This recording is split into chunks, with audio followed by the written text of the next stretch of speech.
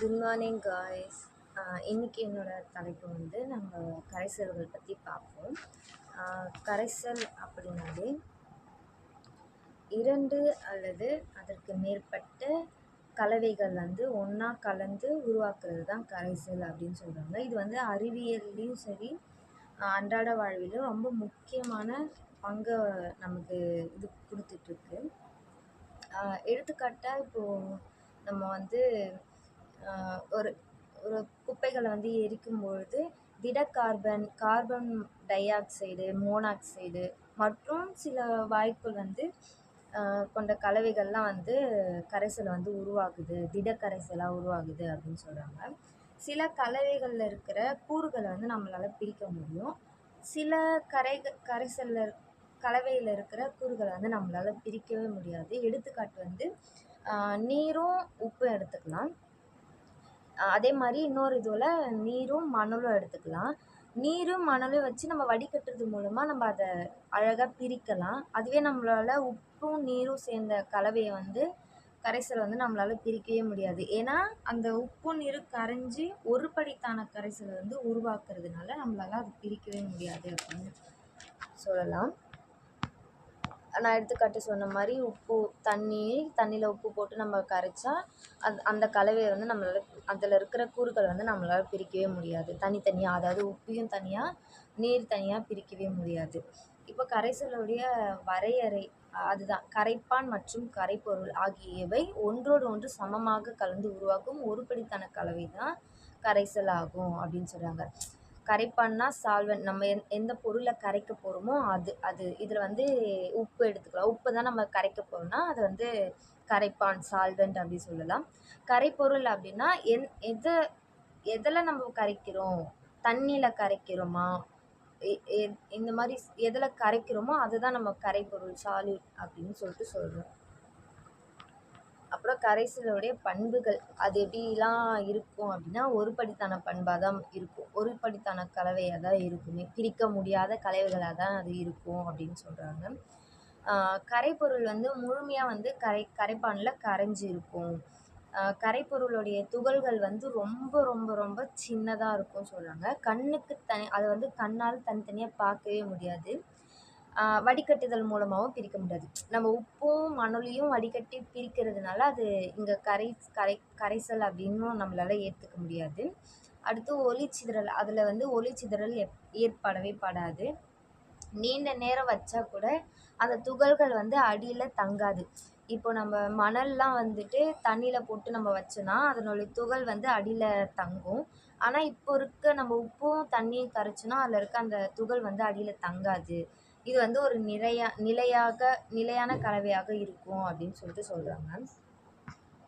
அடுத்து வந்து கரைசலின் கூறுகள். கரைசலின் கூறுகள் வந்து 2, ஒன்று கரைப்பான், இன்னொன்று கரைப்பொருள்.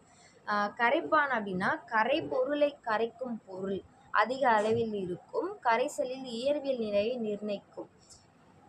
உதாரணம் நீர், ஆல்கஹால், இதெல்லாம் வந்து கரைப்பான் அப்படி சொல்லலாம். ஏன்னா அதில் தான் நம்ம வந்து எந்த பொருளை கரைக்கிறோமோ அதை போடுறதுனால கரைப்பொருள் வந்து எப்பவுமே அதிக அளவில் தான் இருக்கும் அப்படின்னு சொல்கிறாங்க. அதே மாதிரி கரைப்பொருள் வந்து கரைப்பானில் குறைந்த அளவில் இருக்கும். அதாவது நம்ம கரைப்பான் வச்சுருக்கோம் இல்லையா, அதில் வந்து கலக்கிறோம், அதிக அளவில் கரைப்பான் வச்சுருப்போம், அதில் குறைந்த அளவு கரைப்பொருள் தான் நம்ம போடுவோம், அதுதான் கரைப்பொருள் அப்படி சொல்கிறாங்க. உதாரணம் வந்து உப்பு, சர்க்கரை, காற்றுல இதுவாகிற ஆக்சிஜன், இந்த மாதிரி நம்ம சொல்லலாம். அடுத்து கரைசலின் வகைகள். இது வந்து இயற்பியல் நிலையில் வந்து நமக்கு திடம் அடிப்படையில் நமக்கு நிறைய கொடுத்துருக்காங்க. திடம் ரெண்டு திடமும் சேர்ந்து நமக்கு பித்தளையாக ஒன்று கிடைக்கிது இயற்பியல் நிலையில் அப்படின்னு சொல்கிறாங்க. அப்புறம் திரவம், அதுக்கு வந்து எக்ஸாம்பிள் உப்பு ப்ளஸ் நீர். உப்பும் நீரும் வந்து உப்பு வந்து திரவம் வந்து நீர் அப்படி சொல்லலாம். திரவம் அதுதான் ஆல்கஹால், நீர் ரெண்டுமே சேர்ந்து நமக்கு கரைசலை கொடுக்கும். அதே மாதிரி வாயு, திரவம், CO2 ப்ளஸ் நீர், இது சேர்ந்து நமக்கு கரைசல் கொடுக்கும். வாயு சம்டைம்ஸ் காற்று காற்று கூட இணைஞ்சு நமக்கு கரைசலை கொடுக்கலாம். அடுத்து வந்து செறிவினுடைய அடிப்படையில் வந்து நமக்கு 4 இருக்குது. நீர்த்த கரைசல், அதாவது கரைப்பானில் கரைப்பொருள் குறைந்த அளவில் இருக்கும் கரைசல் தான். இதனுடைய செறிவு வந்து ரொம்ப குறைவாக இருக்கும். எடுத்துக்காட்டு வந்து உப்பு நீர்னே நம்ம சொல்லிக்கலாம். அதாவது கரைப்பானில் கரைப்பொருள் குறைந்த அளவில் தான் இருக்கும்.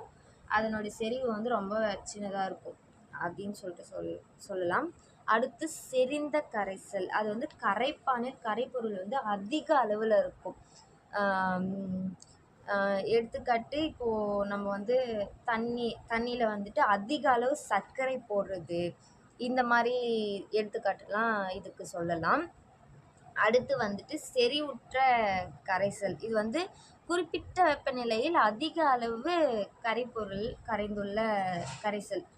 குறைஞ்ச நேரத்திலேயே அதிகபட்ச அளவு கரைப்பொருள் வந்து அந்த கரைப்பானில் கரைந்து இருக்கும். அது வந்து அந்த மாதிரி கரைசல் வந்து நம்ம செறிவுற்ற கரைசல் அப்படி சொல்கிறாங்க. அதாவது அதிகபட்ச அளவு சர்க்கரை கலந்துள்ள சர்க்கரை கரைசல். இது வந்து நம்ம இதுக்கு எடுத்துக்காட்டு சொல்லலாம். அடுத்து வந்துட்டு மிகச் செறிவுற்ற கரைசல், இது வந்து குறிப்பிட்ட வெப்பநிலையில் செறிவுற்ற கரைசலை விட அதிக அளவு கரைப்பொருள் கரைந்துள்ளது. எடுத்துக்காட்டு வந்து இப்போ சூடான நீரில் அதிக சர்க்கரை கரைத்து பின்னர் அதை நம்ம மெதுவாக குளிர்வித்து பெறப்படும் கரைசல், அது வந்துட்டு நமக்கு இந்த சூப்பர் சேச்சுரேட்டட் சொல்யூஷனுக்கு நம்ம சொல்லலாம். அடுத்து வந்துட்டு கரைதிறன். கரைதிறன் வந்து ஒரு குறிப்பிட்ட வெப்பநிலையில் குறிப்பிட்ட அளவு கரைப்பானில் அதிகபட்சமான கரையக்கூடிய பொருட்களின் அளவு தான் கரைதிறன் அப்படின்னு சொல்கிறாங்க. இதனுடைய ஃபார்முலா வந்து கொடுத்துருக்காங்க. கரைதிறன் ஈக்குவல் டு கரைப்பொருளின் நிறை டிவைடட் பை கரைப்பானின் நிறை இன்ட்டு 100. இதுதான் வந்து கரைதிறனை நம்ம அளக்கக்கூடிய ஒரு ஃபார்முலா. அடுத்து கரைதிறனை பாதிக்கும் காரணிகள், இது வந்து சிலது கொடுத்துருக்காங்க. வெப்பநிலை, அழுத்தம், கரைப்பானின் தன்மை, கரைப்பொருளின் தன்மை, துகள்களின் அளவு, கிளறுதல், பரப்பளவு, இதெல்லாம் வந்து கரைதிறனை வந்து பாதிக்கும் காரணிகள் அப்படி சொல்கிறாங்க. முதல்ல வெப்பநிலை. வெப்பநிலை வந்து இப்போ பெரும்பாலான திடப்பொருள்களின் கரைதிறன் வந்து வெப்பநிலை அதிகரிக்கும் போது அதிகரிக்கும். இப்போ வந்து ஒரு திடப்பொருளை வந்து நம்ம வெப்பநிலையில் அதிகரிக்கும் போது அதுவும் அதிகரிக்கும்.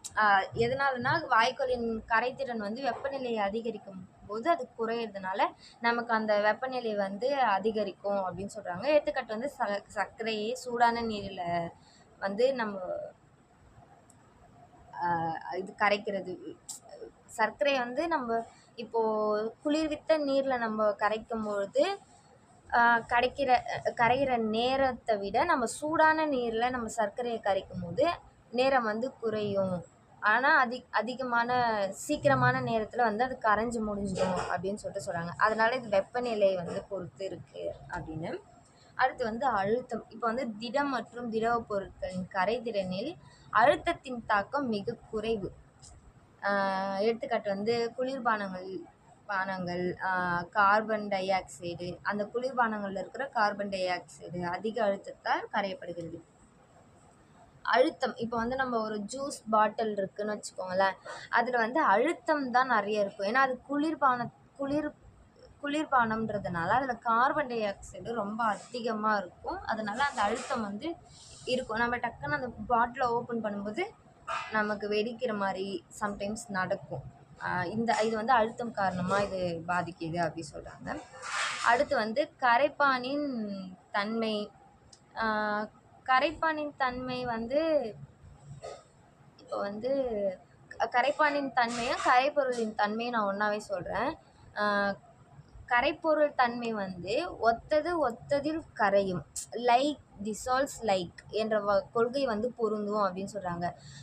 துருவ போலாரில் இருக்க கரைப்பொருட்கள் துருவ கரைப்பான்களில் நன்கு கரையும். அதுவே வந்து அத்துருவ நான் போலாரில், அதாவது துருவனா போலார், அந்த போலார் கரைப்பொருளில் இருக்கிற போலார் கரைப்பான்கள் தான் நன்கு கரையும். நான் போலாரில் இருக்கிற கரைப்பொருள் வந்து நான் போலார் கரைப்பானில் தான் நன்கு கரையும் அப்படின்னு சொல்கிறாங்க. எடுத்துக்காட்டு வந்து இது ரெண்டுத்துக்கும் எடுத்துக்காட்டு பார்த்திங்கன்னா, உப்பு நீரில் தான் கரையும், எண்ணெய் நீரில் கரையாது. உப்பு நீரில் கரையும்ன்றது வந்து ஒத்ததில் கரையும். கரைப்பொருளுடைய தன்மையை பொறுத்து. கரைப்பானின் தன்மையை பொறுத்து எண்ணெய் வந்து நீரில் கரையாது. இதுவே அதுக்கு நம்ம வந்து நீரில் கரையிற மாதிரியான பொருட்கள், சர்க்கரை, உப்பு இந்த மாதிரி நம்ம எடுத்துக்கலாம். அதாவது ஒத்ததில் தான் இதுவாகும் அப்படின்னு சொல்லிட்டு சொல்கிறாங்க. அடுத்து வந்து துகள்களின் அளவு. துகள்களின் அளவு வந்து சிறிய துகள் வந்து பெரிய துகள்களை விட வேகமாக கரையும். இது நமக்கு எல்லாருக்குமே தெரியும். இப்போ வந்து ஒரு இப்போ சர்க்கரையும் உப்புமே நம்ம எடுத்துக்கலாம். எக்ஸாம்பிள் இந்த கிளாஸ் ஃபுல்லாகவே நம்ம அதுவே எக்ஸாம்பிளாக எடுத்துக்கலாம். இப்போ சிறிய அளவு தான் உப்பு இருக்கும். சர்க்கரை கொஞ்சம் உப்பை விட கொஞ்சம் தடிமனாக இருக்கும். இது ரெண்டுத்தையுமே நம்ம தண்ணியில் போடும்போது உப்பு வந்து துகள் கம்மியாக இருக்கிறதுனால அது சீக்கிரமாக கரைஞ்சிடும். சர்க்கரை கொஞ்சம் டைம் ஆகும். அதை தான் இங்கே சொல்கிறாங்க. துகள்களின் அளவை பொறுத்தும் கரைதிறனை வந்து பாதிக்கலாம் அப்படின்னு சொல்கிறாங்க. அதுக்கப்புறம் வந்து கிளறுதல், பரப்பளவு இது ரெண்டுமே ஒன்று தான். கிளறுவதனால கரைப்பொருள் வந்து விரைவாக கரையும். ஆனால் கரைதிறனுடைய அளவு வந்து மாறாது. கரையும் வேகம் மட்டும்தான் அதிகரிக்கும். இப்போ தண்ணியில் வந்து நம்ம சர்க்கரையை போட்டு கிளறிக்கிட்டே இருக்கோன்னா அதனுடைய கரையிற வேகம் வந்து அதிகரிக்குமே தவிர கரைதிறனுடைய அளவு வந்து மாறாது அப்படின்னு சொல்லிட்டு சொல்கிறாங்க. அவ்வளோதான். இன்னைக்கு நம்ம கிளாஸில் வந்துட்டு என்னென்ன பார்த்துருக்கோம் அப்படின்னா, ஃபஸ்ட்டு கரைசல்னால் என்ன, அதனுடைய அறிமுகத்தை பற்றி அதை பார்த்தோம். அதுக்கப்புறமா வந்துட்டு எடுத்துக்காட்டுகள் அதுக்கு பார்த்தோம் நிறைய. கரைசலினுடைய வரையறையுமே பார்த்தோம். கரைசலினுடைய பண்புகள் நிறைய பண்புகள் பார்த்தோம். ஒரு படித்தனமாக இருக்கும், கரைபொருள் வந்து முழுமையாக கரைந்திருக்கும், துகள்கள் வந்து ரொம்ப சின்னதாக இருக்கும், அதை பிரிக்க முடியாது, ஒளிச்சிதறல் ஏற்படாது இப்படின்னு சொல்லிட்டு நிறைய பண்புகளை நம்ம இதில் பார்த்தோம். அதே மாதிரி கரைசலின் கூறுகள் வந்து ரெண்டு சொல்லலாம். கரைப்பான், கரைப்பொருள். அது என்னென்ன அப்படின்னு சொல்லிட்டு நம்ம பார்த்தோம். கரைசலினுடைய வகையும் பார்த்தோம், இயற்பியல் நிலையில் அடிப்படையிலும் பார்த்தோம், செறிவின் அடிப்படையிலையும் பார்த்தோம். அப்புறம் கரைதிறன் பார்த்தோம், கரைதிறனை பாதிக்கும் காரணிகள் பார்த்தோம். இன்றைக்கி கிளாஸில் நம்ம இதோட முடிச்சுக்கலாம்.